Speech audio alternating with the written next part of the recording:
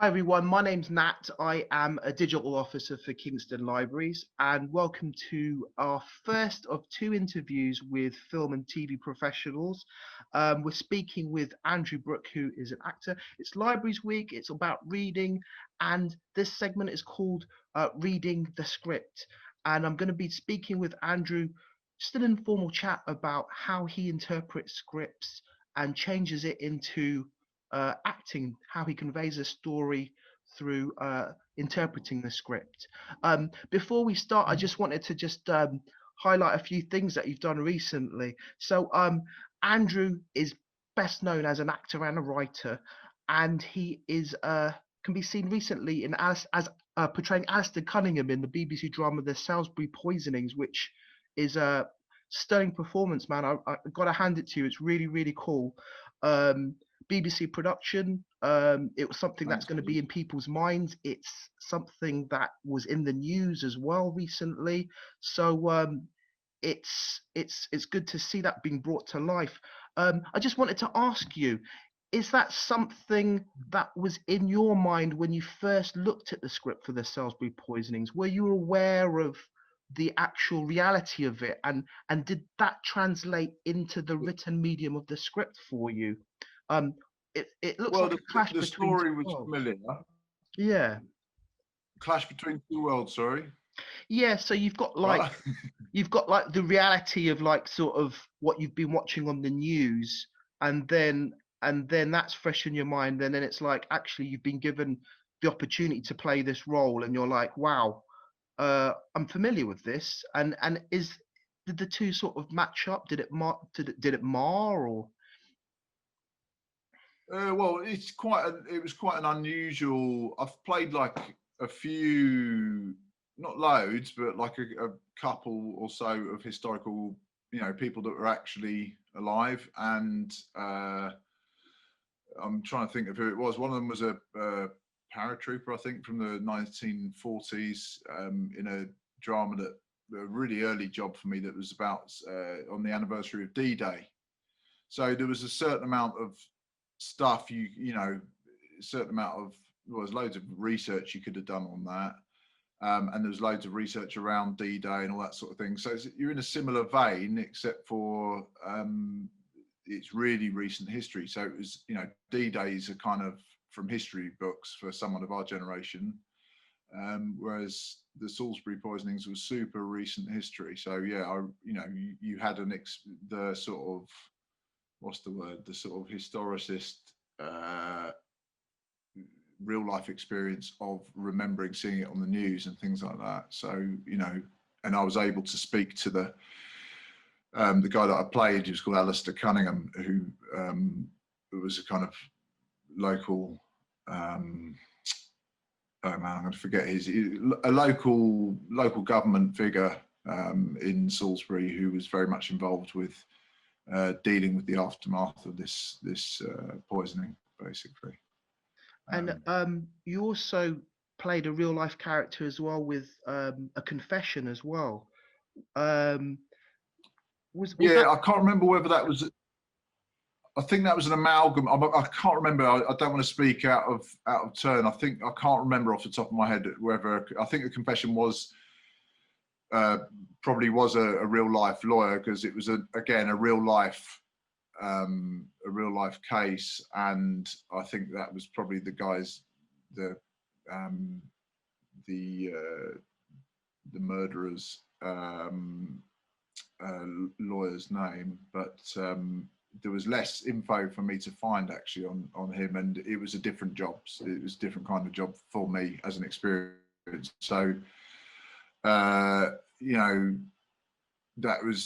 there's things you can find, and I sat down with Alistair Cunningham in the case of the Salisbury Poisonings and was able to talk to him about his experience during that time and what he went on, and things that were interesting to me in terms of just sort of environmental things, as in what happened. So, for example, they had at one point they were getting, I think, they were getting the government buildings they worked in hacked, is my memory, and they had to kind of put all electronic devices in a kind of sealed box and basically do stuff with pen and paper. So that's the kind of physical, real life detail that's quite, you know, it's little stuff, but it's sort of all a bit of colour for how your person is walking and talking. Yeah.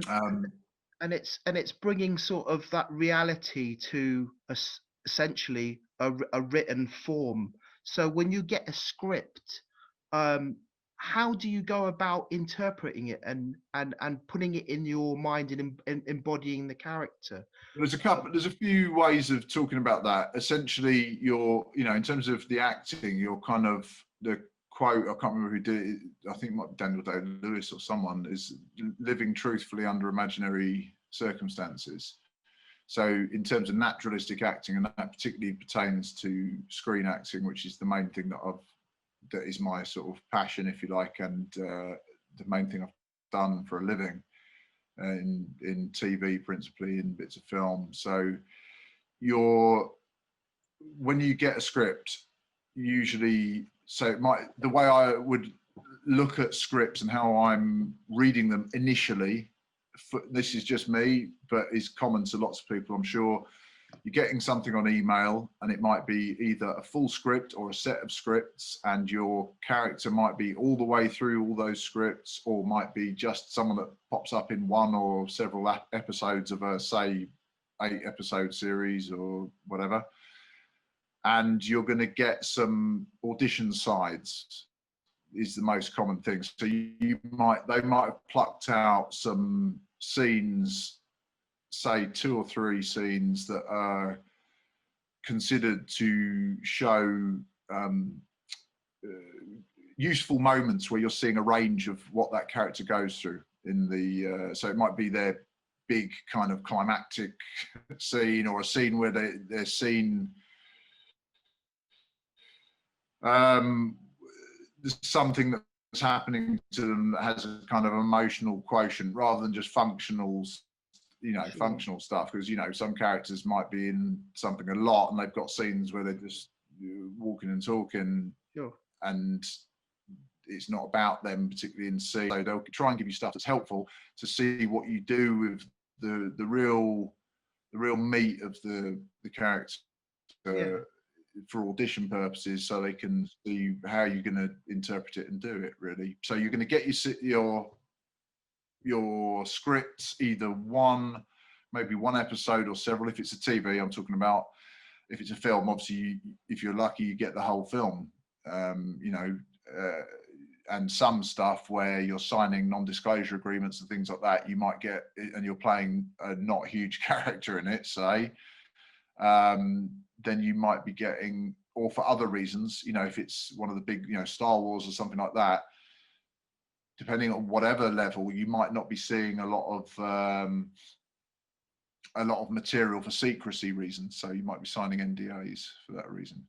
Yeah, I mean, or going into, I think there's been a few things. There's been a few things where I've gone in and been given a script for a certain time period in an office somewhere, and then you sit with it, you learn it as best you can, you put something on camera, and then that's your experience of the script. So, but the most common thing is getting it on email, and there's certain, this is worth setting aside at this point, there might be certain sort of professional things that, like location, size of part, potential financial, and things to do with how long where it films. It might be abroad and filming for a long time, that might affect how you approach the material you're about to read. And who's involved. This is stuff you should be getting on email in a kind of briefing from the casting director. A lot of the time there'll be a sort of description of character, a description of the project, who's involved, the production company, director, stuff that's and maybe there'll be some major people attached already to a thing, actors. So they might say, this is this is this person, or it might, again, it might be something that's already an existing property. So you might be on a second series of something that's already gone out. That's the sort of thing where you're given as much, they should be giving you as much information as possible to help you do your work, put something on tape that's going to help them to fill this part and tell this story. So you're going to get this script, and depending on those professional considerations, which might affect the way I read a thing, yeah. So in some cases, there might be things. I mean, I'll try to give you a really stark example. Is say it was a kind of there was something where I kind of thought, I don't really want to do that. I don't want to be involved with that. Those people. And this is very rare, but it might be something where there's someone whose political outlook doesn't really chime with yours, and you would feel irresponsible doing it. I don't know. That's going to be increasingly rare, one would hope. But you might look at something and go, well, that's I'm not with the. I'm going to respectfully leave myself out of the running for that, because it's not something I really want to do. For example, I mean, that's a very stark example, but the more common thing is you get your script, you read that stuff from the casting director that describes the project and your part in it, and then you're into reading the script. So you're then going to a sort of let's say you're reading one episode of a script, and you've got your audition sides. The first thing I might do, just because that's the way around I do it, is I might read the sides, because they're pretty short. So it'll give me some ideas about what the size of part is, the quality of the writing, things like that. With the luxury of lots of time, I might read the whole thing, the whole script first. But generally speaking, I would cast a glance over the sides without I'd let it just act on me, and just read it and see what pictures are created essentially in my mind, and then I'll go in and read the whole thing, so that contextualizes it a bit more. So just to give me it just whets my appetite, and then I go into it. Really, that's kind of just what I do, and I have found over the years to set that initial experience of reading the sides aside when I then return to reading the whole script. So the fundamental thing is you want as much information as possible about your part in the story. So for example, I did a show called Harlots, which is set in a kind of Georgian brothel and that kind of milieu, and I played a character who I think was an ex-husband or a husband, a sort of disgraced husband of one of the main characters in that, who came in and kind of disrupted her life in some way, and she had to then there was conflict as a result, which needed to be resolved. So the task then is to go, well, who is he, who is she, what was their relationship? And there's loads of information. They're saying, she was saying he was an abusive guy, wasn't very pleasant, and he's in a debtor's prison, if I remember rightly, and there's other stuff. So you're going through about, what do I say about myself? What do other people say about me? What's the world we're in? You're doing a sort of detective job, working backwards to get as much context as possible, because that person has, even if it's a character that has 2 lines in something, as a character, you at the time when we meet them, that they've got a whole life from birth to death, and you're meeting them at that point of the circle where they, someone walks into a room and says to another character, "Oh, sir, those papers you wanted are through there." But you make it believable. Lord Ellington is reading them first. But and making it believable, making it truthful is,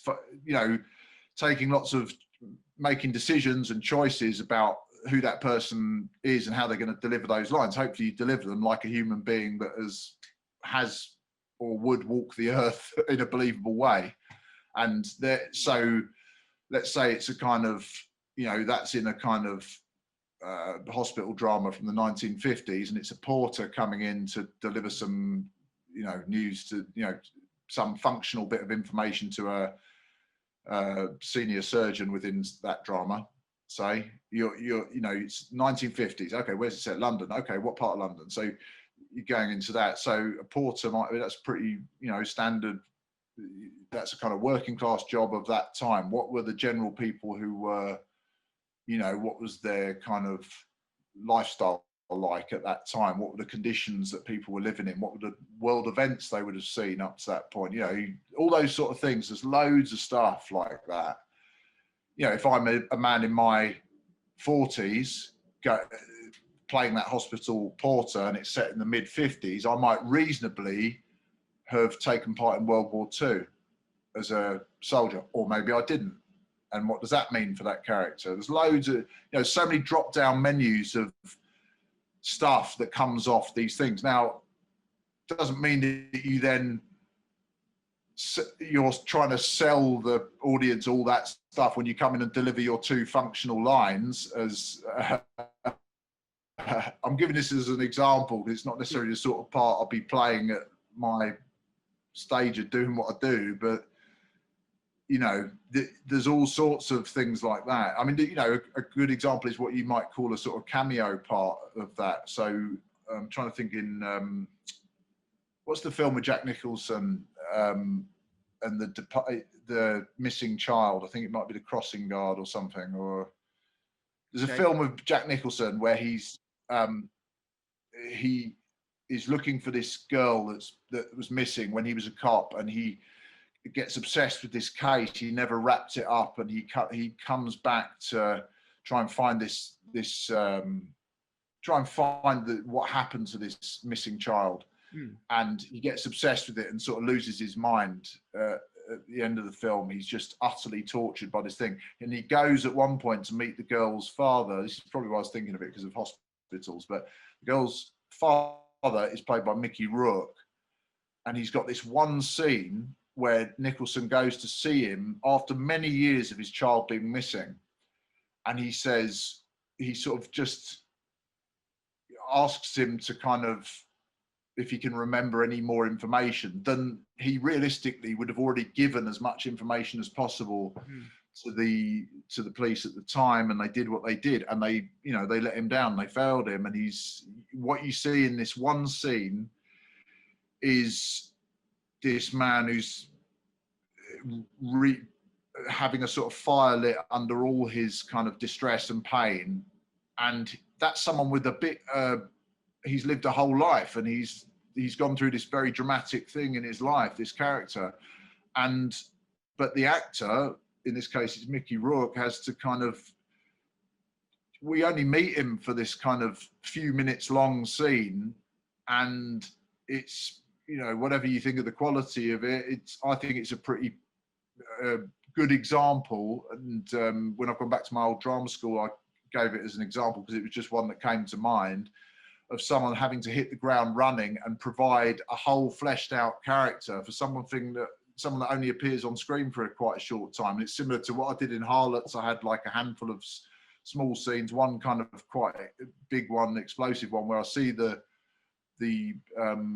ex-wife or wife character, and there's a sort of bit of a showdown. Essentially, I think he wanted money from her or something, and then he gets sort of chased off by one of her friends from the brothel that she works in. And you have to bring whatever you bring to that. So you're trying to do detective work when you read the script about who is this person, what do people say about them, what do they say about themselves, as much biographical stuff as you can, because all of that informs the moments when you see them on screen. And I mean, there's a whole separate thing about how you would prepare that character, which maybe isn't so helpful to go into this about how you read it, but all this stuff comes off the words you read on that script. You're sort of, you're getting a roadmap for how to do something that eventually will end up in the frame of the camera. Yeah. And everything is an actor in that frame. So a raindrop is an actor, a shot of an animal, it's all telling the story in the way that you know, and actors saying words just another part of that. So for my money, reading as much, if you're given every script you can get your hands on and you're given loads of information, my essentially, without getting into boring technical stuff about it, you know, drenching yourself in loads of information is really good. It doesn't mean you then have to try and tell everyone that you read up, you know, I played a dock worker in something from the, whenever it was, 17th century. I didn't, you know, that's not going to be present. I'm not going to start telling people the history of the docks in London in the 17th century, but, you know, you're kind of, it's stuff that just sits behind the eyes. And I think it's your imagination pinging off, and you're fleshing out the story for yourself while you do it. You know, you're in a world, you're creating that world imaginatively. So you're Yeah, you know. I was just going to say, just connecting with our patrons who are watching this video now. When we get books from libraries, these are like portals into another world for a lot of people. They Yeah, read the skill of the author in putting these little letters together to create words, to create sentences, creates this kind of spell which draws us into a story, and the skill of the author helps us to believe in this thing, and take us away, and transports us. The skill of, like, is it the skill of the writer, or is it the culmination of the actual process, the actors, the director, right. everything working together? Well, it's a hugely collaborative thing. It's a really, you know, putting stuff on screen is a really collaborative thing, and words, yeah, writings is enormously key to it, because you know, that it all comes off words on a page, basically. So when I'm reading something, you know, you're getting steers to what you're going to see in your mind, and they're telling you that story. So there's, you know, shorthand things in there. It'd be like interior, daytime, or whatever, and you know, it might go into, it depends. There's some uniformity, but generally things are kind of, you know, it depends thing to thing, but you know, people won't be so dictatorial, but about sort of, he's feeling this or things like that. You won't see so much of that unless it's really key. You know, they're pretty sparing with their and really well written stuff. You will see what you need to see in your mind's eye, you know. Yeah. So there's enough breadth in the script to give you the space to add gravitas and character. Well, To the you character. bring what you bring. Yeah, you bring what you bring to it. But I'd say it's quite a you've got lots of different people collaborating, lots of different departments, of which acting is a department. So you've got costume telling that story. You've got, you know, the director of photography. You've got all the, you know, director, all that stuff. Everyone brings what they bring to it. And you know, speaking from an acting point of view, you're I can't remember this, the Harrison Ford, there's a quote from him about, I'm an assistant storyteller. So, you know, it's a very sort of like, it's truthful stuff, because you're kind of you're a cog in a wheel telling a story. Even if you're the lead actor, it's not, you're part of these often like hundreds and hundreds of people, particularly on the big movies and so, that are, you know, you look at the credits of some of these films and it's so long, and they're all chipping in a bit of towards that content, you know. Yeah. And when you're reading the script, you're seeing the pictures in your head, and the words are part of that.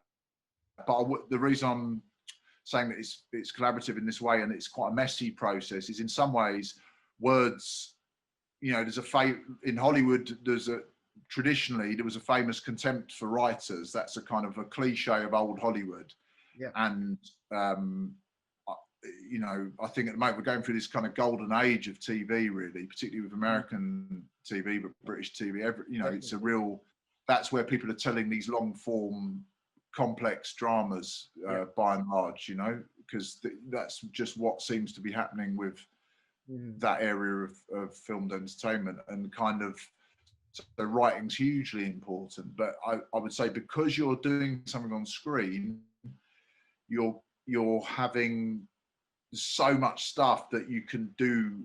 There's a lot of stuff that will happen on the day, or things that are unexpected. So actors might bring some improvisation to it, for example, or they might, you know, there might be something where they, when you get a scene on its feet on the day, the director or whoever, you know, there might be some decisions made at some level where they go, let's bin that bit of dialogue actually, because now I've seen it with all of you here saying it, it's not really serving us. And, or, you know, endless rewrites as well is quite a big thing. So scripts are often developed as one goes along, you know, quite a lot on some things. So you have a system of kind of pages, coloured pages. So you might start with a white script and then you go to pink, and then I can't remember the order of the colours, but you get these rewrites in these colours basically to let you know what generation of rewrites you're on at any one time. So stuff develops, and you know, stuff is often,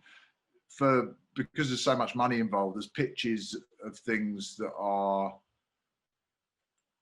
some stuff gets developed. There's lots of different ways of developing stuff. So very auteured kind of controlled stuff might not change that much, but some stuff will be tinkered with all the way along the line.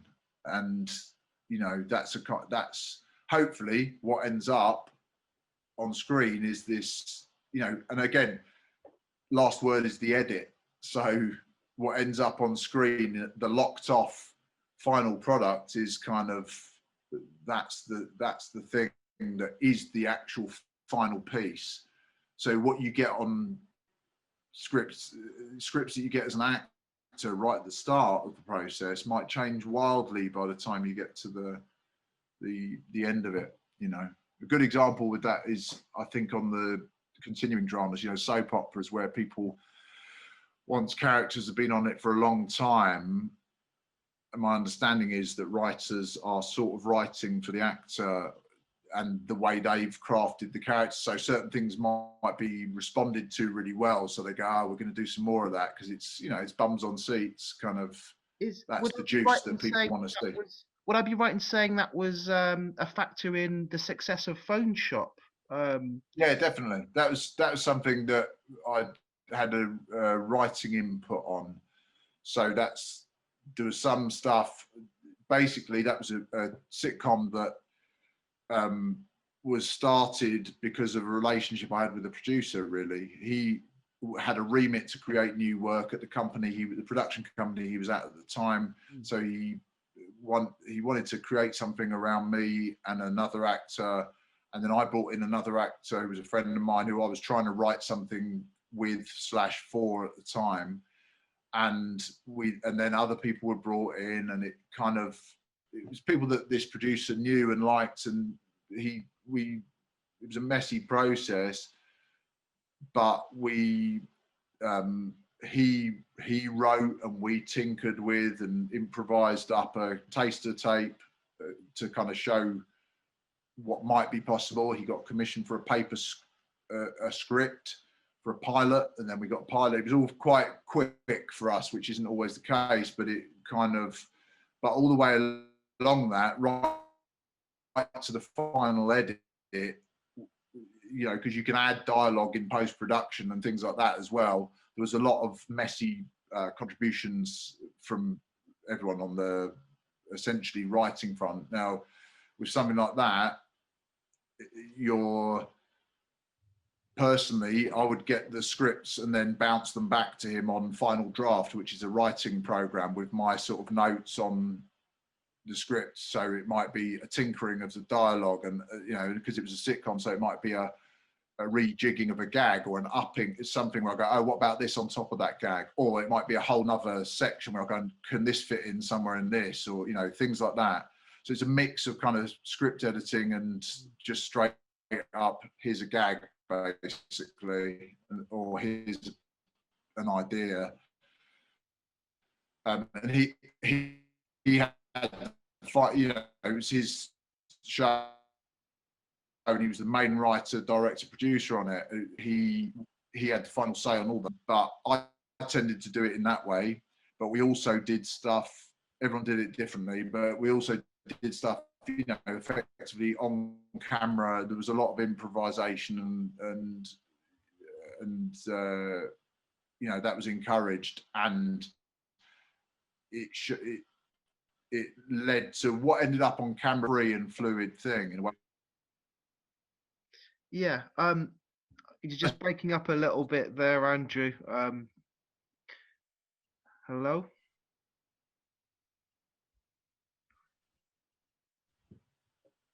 Hello, hello, hello. Hi. Um, just picking up on what you were saying about Phoneshop and the Yeah, improvisation. I think one of the strengths. I mean, it's for me, it's quintessentially British. It's a brilliant, perfect couple of series of a brilliant comedy. It's set locally, so anybody who any of our Kingston residents who hasn't seen Phoneshop, please watch it. It's amazing. Very very funny. Um, Excellent characterization. But for me as well, one of the brilliant things about it is the way you play off some of the other actors and the improvisation. And we see a bit of that with you in some other work that you've done, particularly your work with Ricky Gervais. I was wondering if you could speak a little bit about that. And also, I wanted to ask you what it's like to be a viral star, because one of the things that came out of was I don't think we can get into the scene really because it's a bit sweary for Kingston yeah, residents, and but it's really funny, not guys. say Yeah. NSFW. Yeah, but it's hilarious. Yeah, well, so that's a good example of someone.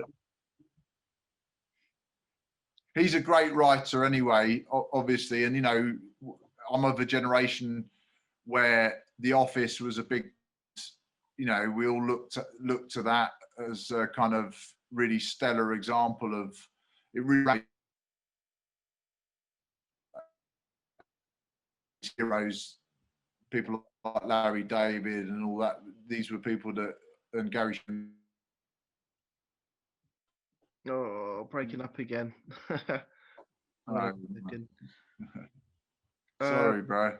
Can you just repeat that bit? I think I missed some of what you just said, but you grew up with you grew up watching your other Yeah, generation. The Office. Yeah, Yeah, we're of the Office generation where that was a big sitcom and big yeah, deal.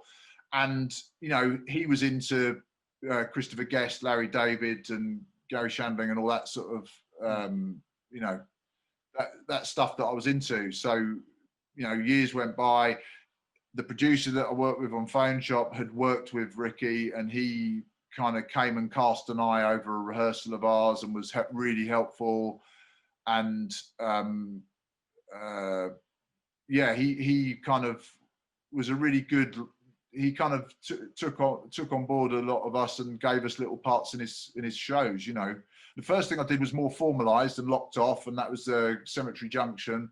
Then I did I can't remember. I think I've done like 2 other little bits with him. So I did his David Brent Life on the Road film, and this bit on Afterlife, which was, you know, it's a tiny bit, but it was great fun to do. And yeah, they had a kind of he released the outtakes of it and kind of got lots of, that was surprisingly, people, I mean, you know, people really respond to his outtakes generally. You must have seen the Martin Freeman one where he's just can't get through the scene and all that stuff, you know. But yeah, he's someone who is a brilliant writer anyway, but he also lets the actors loose on it as well. So he knows that if he's got people like, I don't know, trying to think, David Earl and Paul Kay, first ones that spring to mind. But, you know, he's got these great kind of character actors, comedy actors, and comedians, really, some of them who are brilliant improvisers, and he knows to get the value out of people. That effectively is, to my mind, writing on its feet. actually, that kind of improvising. It's, you know, it's you're crafting something in the moment. So effectively you are, by improvising, writing for TV. That's, if that ends up getting past the edit, then that's what it is, you know. It's, you know, particularly because some of the stuff I've brought to him on those films are things that I partially wrote at home and then brought in and tried them out.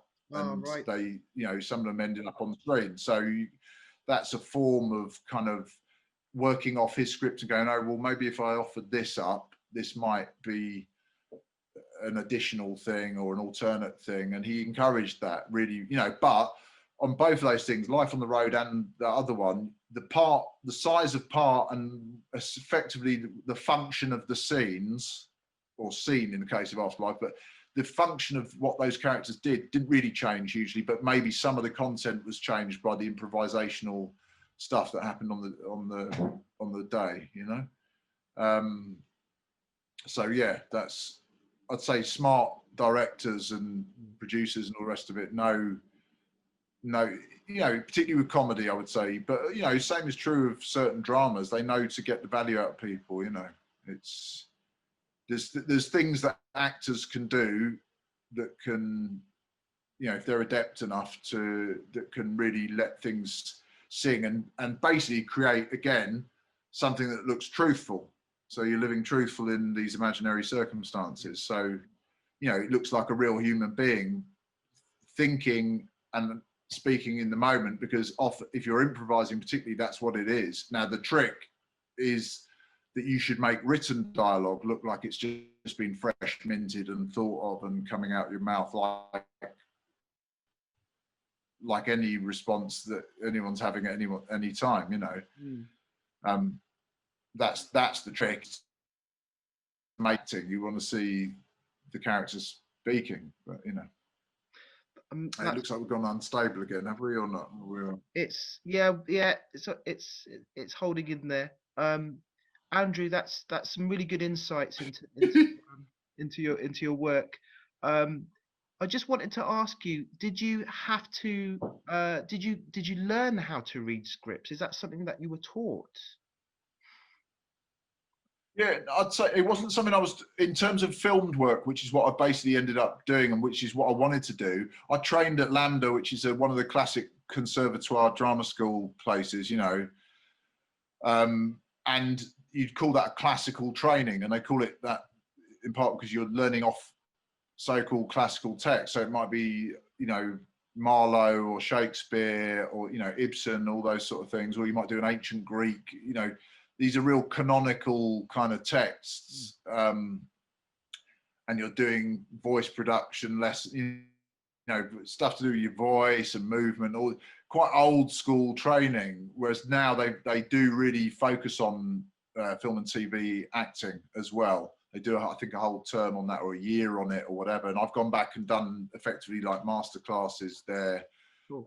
They get actors in and various practitioners to talk to the students about this stuff. And yeah, no one really taught that, but it's fairly, I think scripts are written for production. Some stuff is practical. For example, a big flowing action scene that on the day will be over in seconds might be divided up into tens of little scenes, because that's how they're going to schedule it and divide it up for how they film it. Sure. So understanding things like that might take the average person who hasn't read those scripts a bit of getting their head around, but ultimately these scripts are written to an extent for people that aren't necessarily practitioners as well. So, you know, you might be, a script writer might be writing something that has to be understood by commissioners of various sorts or whatever, you know, many of whom come from a practitioner background, you know, and end up in that kind of role. But yeah, it should, basically the storytelling, generally speaking, in a well-written script is pretty clear. You know, it's kind of, it has to be comprehensible. It's not a mysterious other language. Some of it is, you know, interior, you know, offstage, all that. There's, you know, offstage voicing and things like that. There's certain stuff, but you know, if you've got, you know, a bit of nous, and I think most people would comprehend what's going on, and actually a lot of time, a lot of the stuff that is a bit more technical, you might not read it. You know, if you read a lot of the dialogue, no, this isn't always true by any means, because the action is telling the story as much as the words, but if you're having to skim something pretty fast, you get, you know, and obviously I'm quite used to doing that for the purposes of auditions, you know, where I might be sifting through for information that is useful to me. Some of it isn't going to be useful, but I still need to know the story and how that's advancing. You're sifting through, looking at maybe dialogue, and then sometimes having to go back to action or, you know, get the basic headlines and then move through, because not everything is necessarily going to give you the information that you need character-wise. But, you know, I think it's a story. You know, you're going to get a story, a picture painted in your head when you read a script. But no one, yeah, you get taught to read scripts, but that's at drama school.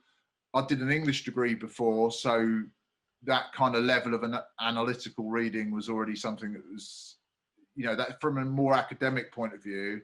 So it's a different thing. But the sort of practical thing that you would be mainly taught is that kind of breaking down of scripts into things like what you might call beats and units and stuff like that. So that's a beat, a unit of action, or it's about action or action shifts or thought shifts for a character that you see through the words, you know, or through action. So it's how a scene is playing out. You might go, okay, so this is a different, that's a beat of the scene, you know, beat within that speech, or that's a unit within that speech, or the unit of a scene that's different from the previous one. So, you know, the mood has changed. So this is now someone comes in and does something that alters what's going on, you know. A protagonist, you know, someone comes in and, you know, the king walks in the room and everyone shuts their mouth and stops talking, and that's kind of the atmosphere has changed, and the mood is suddenly somber because the king is not in a good mood. That sort of, you know, on a very basic level, and then getting into really complex levels. And these are the sort of things which in a theatre rehearsal and filmed, you know, filmed work, you might have debates about what's going on in those moments, or you might, you know, offer up choices. You know, you might say, the director might say, do you know what, let's take the heat off that thing a little bit, because actually it's more interesting if we, what if we did this with that in a way that might shift the mood of a scene in a fun way, in a great way, you know. If things are not super prescriptive and obvious, then that's kind of the fun of it, really, is working that stuff out collectively, you know. And I think adept actors, good actors, do a lot of this stuff instinctually. It's quite hard for me long down, you know, this long down the line to break some of this stuff down, because I'm doing a lot of it at speed and habitually, some of it. But yeah, it's kind of, there's certain ways you're going to read it that will, you know, in the same way as you'd read a book, it's going to act on you in your imagination, and you're seeing a movie in your head when you read a book, effectively. You know, it's the same thing. It's all living in your mind in pictures, really. And just a few final words. Do you have anything that you can give to people who are aspiring actors or writers that could maybe help them when they're considering a piece of work or bringing something to life? Don't do it. But yeah, no. How do you mean? What sort of thing? What sort of thing? Well, there must have been some words of advice. You've worked with quite a few amazing people over the years. Is there any takeaways from those experiences that you kind of look back and think, actually, for actors or for actors, or yeah, I think just I'd say like, you know, well, for actors, it's a kind of, a lot of the time it's a very passive thing, you know, and you try and build a career by amassing a body of work, and that hopefully gets you up the food chain, and then you kind of, always you're looking for the part. And what does a classic thing that I think I heard an actor say, well, I think it was Jonathan Pryce or someone, was, and maybe he got it from someone else, is, does your character change things? Yeah, do you change things in the scene or in the piece? So you know, and I call them functional characters if they're not necessarily doing that. You know, you've got, like, as in functionaries, you know, you're kind of, you want someone who's kind of changing the action, changing the direction things are going in, you know, and that could be, you could get, you know, I consider myself essentially a kind of character actor, really. And, you know, I'm 6'5" and I've got quite a sort of strong look that lends itself to certain things, apparently, you know, as one has found out over the years. So, you know, you are looking for the part, really. So that part, like I was saying about that Mickey Rourke thing, it might be a brilliant scene in a film that really is very affecting, or has some emotion. I think call it emotional quotient. You know, it's got something about it, or it's funny, or it's whatever. You know, those things are fun to do. That's the fun of it. You know, you're doing something where it's this really dynamic. It's, you know, whatever appeals to you, really, whatever appeals to you. But this is all sort of luxury talk, really. You know, in terms of advice to actors, if you're an actor, you sort of, even if you're an untrained person, you sort of know what it is. You know what you like to. Personally, I knew what I liked as a viewer. I like naturalistic acting, and the scripts, in terms of reading, what that means to me is, as I'm reading a thing, do I believe that these are human beings that walk and talk the earth, and is it realistic dialogue? If you're talking about naturalistic stuff, which is stuff I like to watch, not all of it, some stuff I've been in heightened stuff. You know, some of the sitcom-y stuff I've done has been heightened, but that's okay. If the rules of that world are that things are a bit heightened, that's what's being created, then that's the fun of that. That's a different sort of discipline to the main thing of it, which is naturalistic acting, you know, living truthfully under imaginary circumstances. And that's what you want to see on the page. You want to see realistic dialogue, or believable dialogue, because actually it might be it might be oldie worldy speech of some kind, but if they've created a believable world, then it will have a truthfulness to it, and it'll ring true. You know, that's what I would say. And the same goes for for writing, though I'm an absolute minnow in terms of the amount of writing experience I have and the sort of writing that I've done. You know, I haven't done a lot of writing at all. I've only really done the stuff for Phoneshop, and, you know, my various contributions to things where people wanted a kind of improvisational contribution, really. You know, it's the same thing. It's like, does this ring true? You know, that's a personal take on it. It's kind of like, does this sound like people who walk and talk that you've actually seen? Or you know, a common thing that's really quite a classic stumbling block is people want to they have a cool idea and want to sell you that cool idea, but it might, you know, you need to earn that cool idea in terms of in script terms, you know, and that's the trick that is really hard to perform. And when I see it, it's always you know, it's an amazing pleasure, and that's the one you want to be in, or, you know, or you want to have written, or whatever, you know. That's brilliant. Extraordinary things can happen and can be written, but you've got to get there and justify them and all that stuff. There's a really good podcast called Script Notes, where they talk about things like this. Yeah, Script Notes, and it's one of the guys who wrote Chernobyl, that drama. Yeah, and you know, they're really and another guy, they're really experienced Hollywood writers, very established people, and their advice on things like that, if you're a writer, is brilliant. I'd really advise it. That's a good tip for all those people watching this right now. Script Notes. Yeah, Script Notes. Yeah. Brilliant. Thank you very much, Andrew. I'm going to wind up now. It's been a pleasure talking to you. It's always a pleasure seeing you on the screen. I turn on the TV nearly every day, and something pops up, and it's like, you know, your face pops up, and it's like, there's Andrew. Brilliant. I mean, you're great. So thank you very much for great. I love you. Thanks for participating today, and good luck. Thank you very much. Thanks very much. Bye. Cheers.